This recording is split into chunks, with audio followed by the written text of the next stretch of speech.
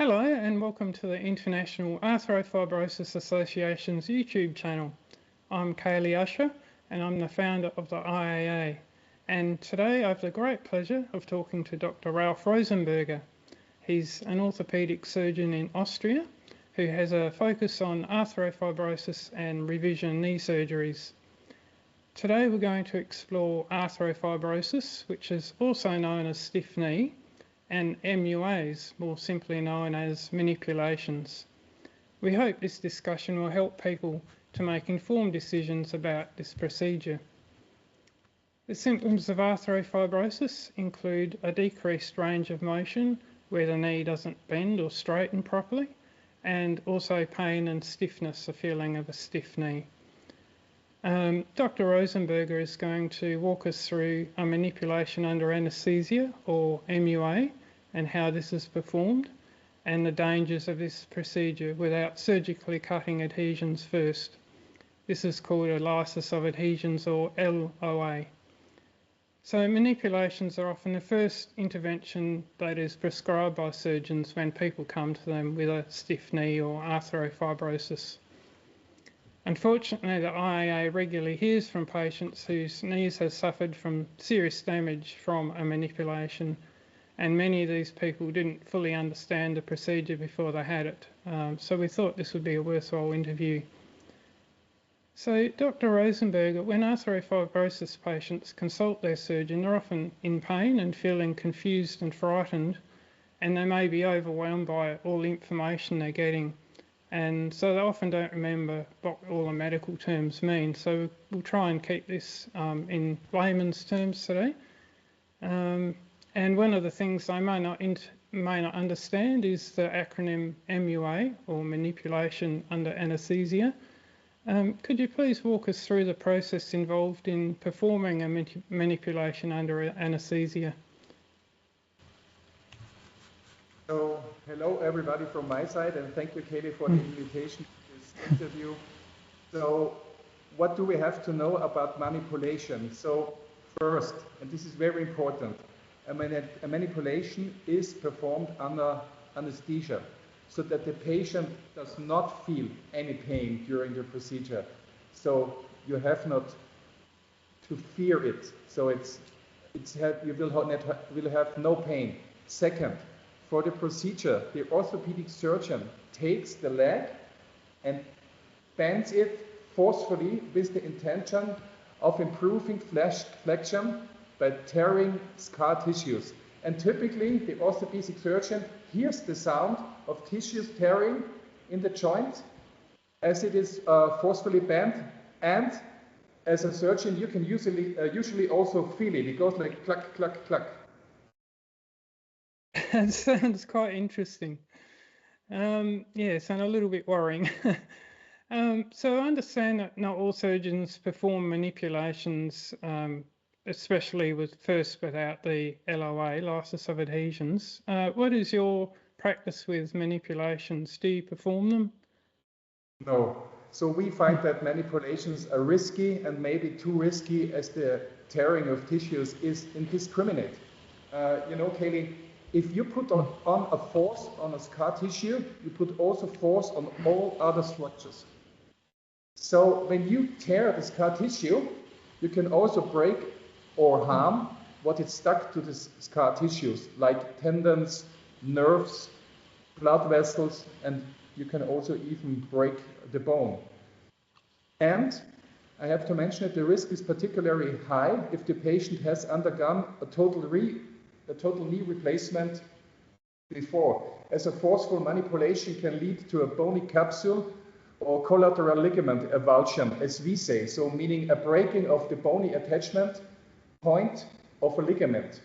And this is a severe injury to this knee. And furthermore, there's a risk that the bleeding after the manipulations, and you can see this in many cases, the bleeding after manipulations, and this can or will lead to calcifications in the tissue, and you don't want to have this. So do you think there's a greater risk of manipulations when the knees had a total knee replacement? Yes, there is a greater risk, and the reason is the presence of a metal stem on the tibial component, which is inside the bone in knee replacement, and introduces more stress at certain points and increase the risk of fractures. And especially in patients with osteoporosis, and many total knee patients have osteoporosis, or in patients with osteopenia due to inactivity. And think about it, if you have arthrofibrosis, you are inactive. You cannot do, you cannot train your muscles or your bone, you have osteopenia, and then you do this manipulation, and then you have a higher risk. So we don't recommend it. So what you're saying about the risk of manipulations is actually supported by recent research by surgeons at the University of Nottingham, who for the first time have recorded the lived experience of people who had undergone a manipulation. And I'll quote them.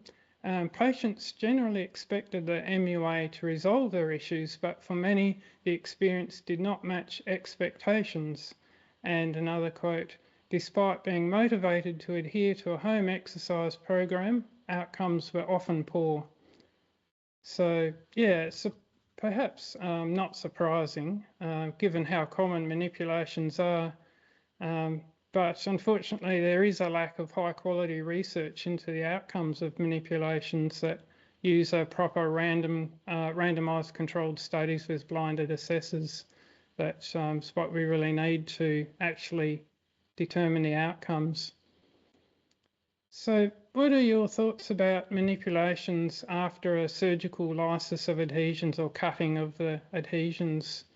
Are these manipulations usually performed without the application of force, just to test the range of motion, or are they more sort of another tearing of tissues, or what are your thoughts on that? So this is a good question. So the fundamental requirement in every case, every patient with arthrofibrosis, is an exact analysis of the problem. So when, for example, patients with a painful and restricted knee prosthesis come to us, we always analyze precisely the position of the implant, using therefore a special algorithm. And these measurements include the determination of the anterior and posterior offset of the femur, because if you have too much offset, if it's offset of the femoral component, you get too much pressure on the patella. But also, if you have too much posterior offset, you get too much pressure on the patella, because if you have more offset posteriorly on the femur, then the flexion gap gets narrow if you get more to flexion, and then you cannot flex it. Very important, maybe one of the most important measurements is the measurement of the determination of the rotation of the femoral and tibial component. It's usually tibial in a neutral position and femoral in a slightly external rotation. And if both components are in an internal rotation, then you get too much pressure on the femoral patella joint. And then you get too much pressure there. And then you cannot flex it, and this provokes arthrofibrosis. Furthermore, you have to do a measurement where the joint line level is, because this is very important. Is the joint line level too high? The patella is too low. We call this, you know, this patella baja. And is the flexion, is the joint line level too low, then the patella is too high. This is also not good for the matching from the extension gap to the flexion gap. And furthermore, you have to do a determination how is the implant alignment, the long leg alignment, etc. So that means for us, after the measurements, if the implant position is favorable but mobility is poor, we recommend performing careful arthroscopic lysis of adhesions or open arthrolysis, and maybe accompanied afterwards by a careful manipulation. But if the implant is in an unfavorable position, we recommend correcting the implant position, as this is the only way to resolve the problem. It's very necessary to have a very careful and skilled assessment of a knee with arthrofibrosis. Yes, Yeah, it's very important, yes. Yeah. So, what are your thoughts on repeated manipulations? We quite often get patients come to us and say they've had 3 MUAs or manipulations or something like that. What are your thoughts on that?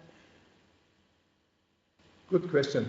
We see patients after repeated manipulations, but you know, if I cannot recommend manipulations in general, but since the first manipulation was unsuccessful, why should a second or third manipulation lead to a better result? And furthermore, you have a much higher risk in the second or third manipulation because maybe you have a slight damage on the patellar tendon bone, on the patellar tendon on the first manipulation, then you do another manipulation, so you have a much higher risk that this gets ruptured. So don't do this.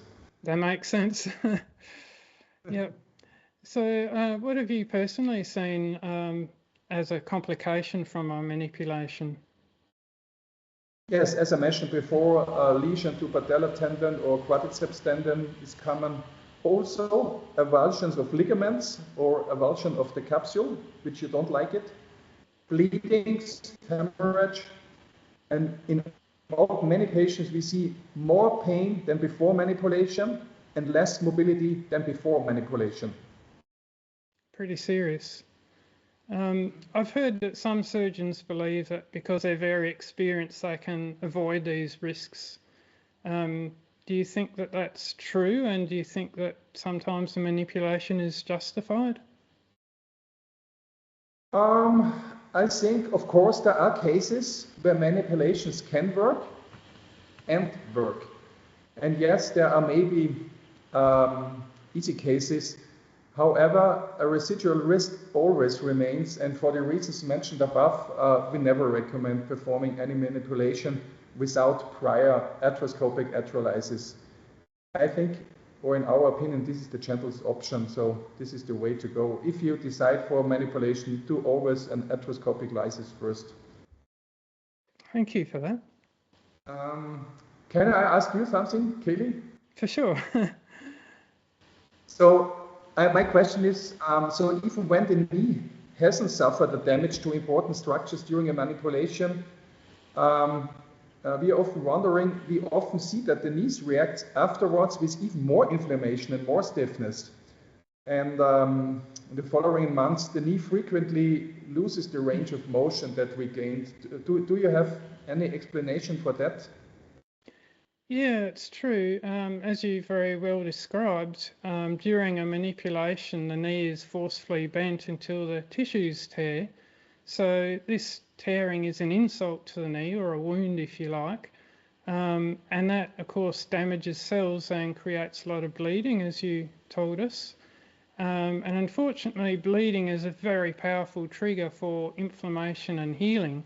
But the knee was already in a state of dysregulated healing, where the healing wouldn't stop. So this extra bleeding and tissue damage means that the knee gets even more inflamed than it was before the manipulation, and we don't know, how that will resolve. So a manipulation, if you like, is adding insult to injury, and that means that the adhesions, the contractions, and the production of scar tissue that characterises arthrofibrosis will restart immediately. This is a very quick process, and you'll very quickly get more pain and more stiffness. And unfortunately, some knees go straight back to being as bad as they were before the manipulation, and sometimes they're even worse. So do you think this inflammatory reaction to a manipulation is different compared to a surgical arthroscopic lysis of adhesions? Yeah, I think there is a difference. Obviously, there's going to be an inflammatory reaction to any surgery, but a careful cutting of the scar tissue, a lysis of adhesions, is very targeted, it's very limited, and a good surgeon like yourself closes off the bleeders by cauterizing them, and they make sure that all the bleeding is stopped before they close the wound up. So in a manipulation, this doesn't happen. The bleeders are not closed, and they can keep bleeding into the knee and creating a lot more dysregulation. And obviously, as we discussed, there can be more severe damage from a manipulation like tearing of ligaments, etc., torn nerves. So yeah, I hope that explains the processes a little. So Dr. Rosenberger, what treatment would you suggest that patients look for instead of a manipulation if they have a stiff knee? So assuming that other causes for the stiffness have been ruled out and conservative treatment with gentle physiotherapy has been attempted for maybe 6 months, half a year, I would suggest an arthroscopy with careful lysis of adhesions.